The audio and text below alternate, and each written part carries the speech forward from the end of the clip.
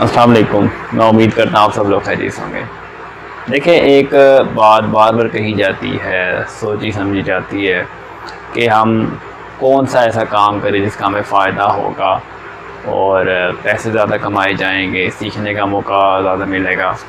ایسا وہ کام کون سا ہے جس میں ہم انویسٹ کریں یا اپنا ٹائم لگائیں؟ دیکھیں، بہت ساری دلیلیں پیش کی جاتی ہیں۔ پہلی بات یہ ہے کہ آپ وہ کام کریں جس سے پیسے زیادہ ہے، کمانے کا موقع زیادہ ملے۔ وہ کام سب سے بہترین ہے۔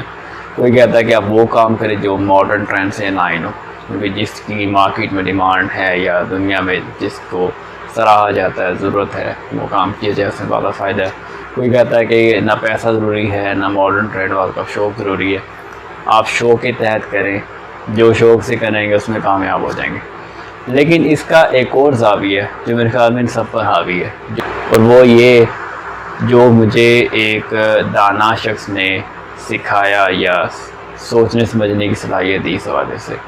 وہ یہ ہے کہ ہمیشہ وہ کام اچھا ہوتا ہے جس میں آپ کی نیت صاف ہوتی ہے، کیونکہ نبی کریم صلی اللہ علیہ وسلم نے فرمایا کہ اعمال کا دار و مدار نیتوں پر ہے۔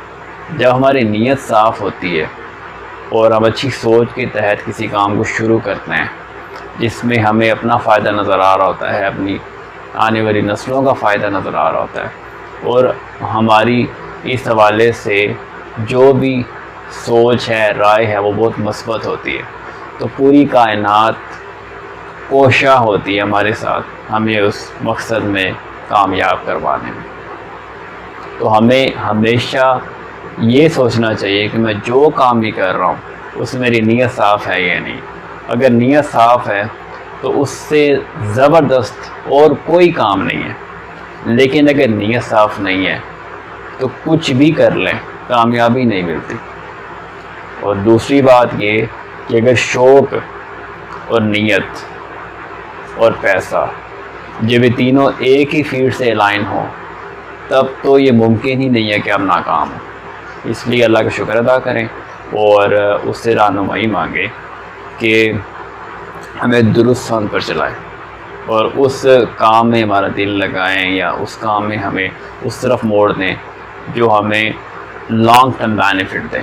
اس لیے آپ نیت صاف رکھیں اور اللہ پر کامل ایمان رکھیں، انشاءاللہ کامیابی آپ کے قدم چومے گی۔ شکریہ۔